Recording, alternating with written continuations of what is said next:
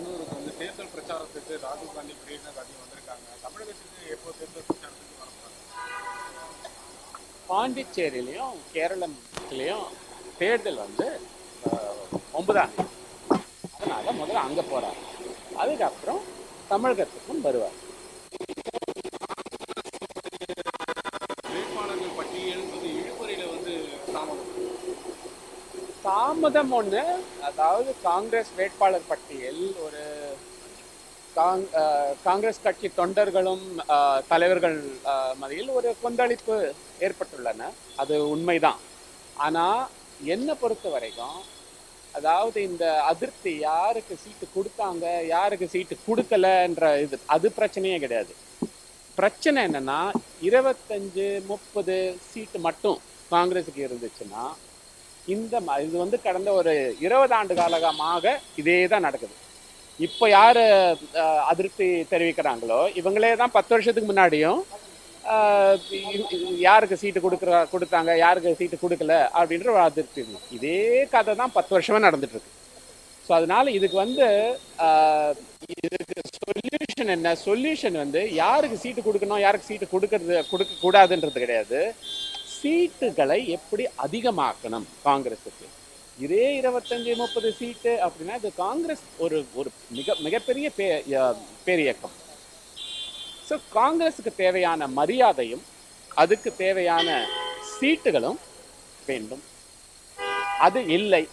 அதனால தான் இந்த கொந்தளிப்பும் அதிருப்தியும். இன்னைக்கு கிடையவே கிடையாது. தமிழகத்தில் நீங்க இப்ப நான் ஒரு உதாரணத்துக்கு சொல்றேன் பாருங்க. பாஜகவையும் காங்கிரஸையும் நீங்க கம்பேர் பண்ணி பாருங்க.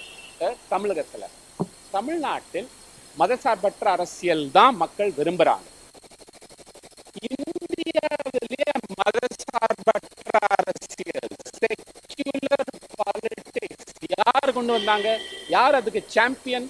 காங்கிரஸ் கட்சிக்கும் பாஜக கட்சி மாதிரி நாங்க தமிழ்நாட்டில் ஆட்சி ஆண்டிருக்கோம். இன்னும் கூட காமராஜர் ஆட்சி தான் மக்கள் காமராஜர் ஆட்சி திரும்ப வர வேண்டும் என்று மக்கள் விரும்புறாங்க.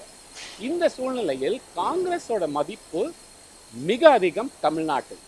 அதாவது தமிழ்நாட்டு காங்கிரஸ், நான் சொல்ல போனா ஒரு நம்ம அந்த இது ஹனுமார் மாதிரி எங்க பலம் எங்களுக்கே தெரியல. அப்படி இருக்க சொல்ல காங்கிரஸ் வந்து குறைவான சீட்டுகளே.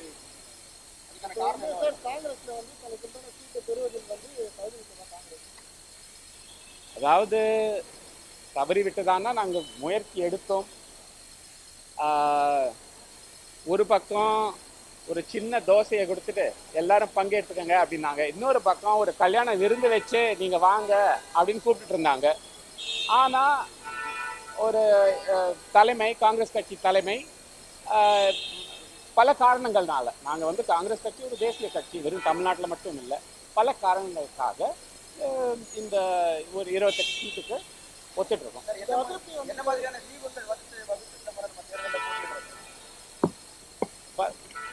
ஒரே ஒண்ணுதாங்க, மதசார்பற்ற அரசியல்.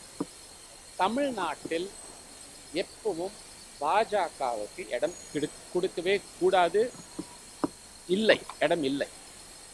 அதை தவிர்க்க தான் இந்த தேர்தலும் சரி, தமிழ்நாட்டின் போராட்டமும் சரி. நான் இப்பதான் கேரளாலேருந்து வரேன். கேரளாவில் நாங்கள் அங்கே பிரச்சாரத்தில் வரேன். கேரளாவில் அடுத்த முதலமைச்சர் காங்கிரஸ் முதலமைச்சர், அதில் சந்தேகமே கிடையாது.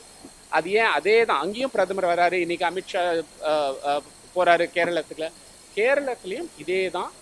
பாஜகவுக்கு தமிழ்நாட்டிலையும் சரி, கேரளத்திலும் சரி, புதுச்சேரியிலும் சரி இடம் கிடையாது.